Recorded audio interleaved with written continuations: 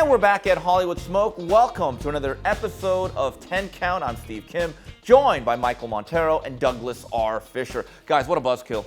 December 10th, I thought we were going to be in New York, Jimmy's Corner. We were going to have a good time, bring out the winter coat, the dress shoes.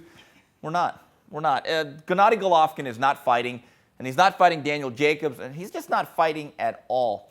Doug, this is a complete buzzkill. Before we take a look at the Jacobs situation, 2012, that's the last year this guy fought twice.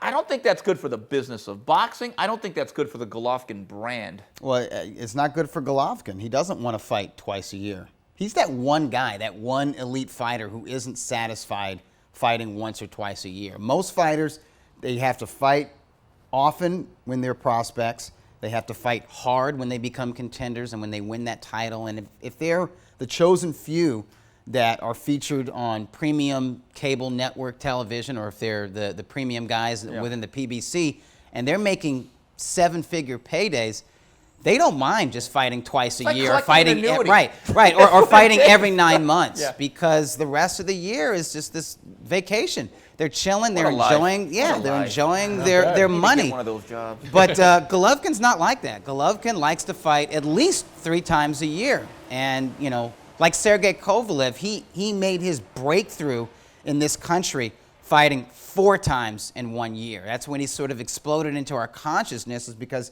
he was fighting so often and he was so entertaining. So I think it sucks for Golovkin. And having said that, it was such a good year for him, even though he didn't get the opponents that he wanted. In April, he sold out the Forum in Inglewood, California against Dominic Wade. That's not a B side. That's like a D- side. How about a P or a Q? Yeah. Kind of going down the alphabet. Now, in September, at the O2 Arena in London, he faced an A-level fighter, but a guy coming up from welterweight, and there was some criticism about that. But again, that was pay-per-view in the UK, and they sold out the O2 Arena. Those are feathers in his cap. Those are stars. Those are gold stars on his fighter's resume, and it would have been great if he could have carried that momentum, that amazing fan support worldwide now, into New York City, which was where the first major arena that he sold out was last October against David Lemieux at Madison Square Garden. It would have been great if he could have returned to Madison Square Garden, or even broken in the Barclays Center in Brooklyn. Michael, when it's all said and done, gut feel, and again, this is a lot of speculation. Tom Loeffler is the gambler. He plays it close to the vest right now. Do we see Jacobs face Golovkin? All things considered, I think so, for a few reasons. Yeah. I'm going to give Daniel Jacobs the benefit of the doubt. What other option is there for him to make this amount of money? And it's going to be in New York, in his hometown. It's going to be, I won't say it's going to be a pro-Jacobs house, because I think Golovkin fans travel well, and he's fought in New York, as you guys said. So it's going to be a 50-50. He has fans who are New Yorkers. Exactly. Of every ethnic background. It's going to be a packed house. Just this type of platform, this type of payday, what other option is there for Jacobs? Hey, beyond the platform and the payday, you're fighting a guy with 3 or 4 major world middleweight titles. You're fighting the consensus #1 rated middleweight. You beat Golovkin, you become the man in your division. Doug, if you beat Golovkin, you're pound for pound. That's so important, right? These mythical ratings. Golovkin's in everybody's top 3. Beat Golovkin. Stop speaking You're logic, a star. man. Stop speaking logic. But I thought this is why fighters fought. I thought this is what it was all about. Here's what gives me a sinking feeling. I hate to be Mr. Buzz Killington, but the PBC just announced they have a lot of dates.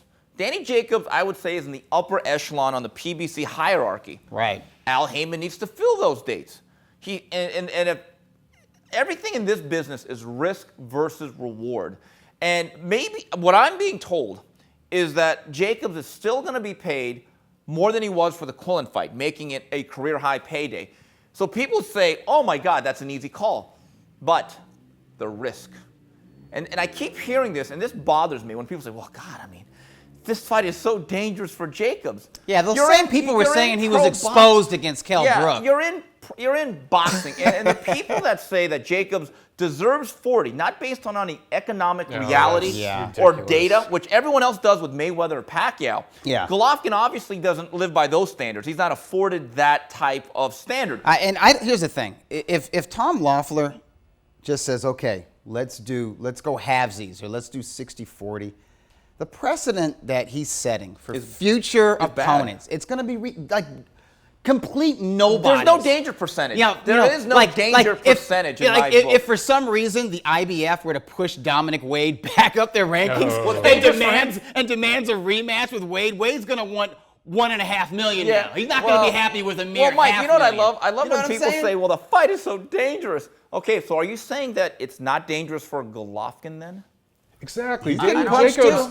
Jacobs has true knockout power. He had a very good amateur career. I think he's an underrated boxer, in my opinion. He has real credentials as a top middleweight. I rank him second behind Golovkin in the middleweight division right now. You should. And that win over Quillen, was he favored? Maybe slightly favored in that fight, but that was a risky fight, right? Peter Quillen can crack. But guys, 2 words.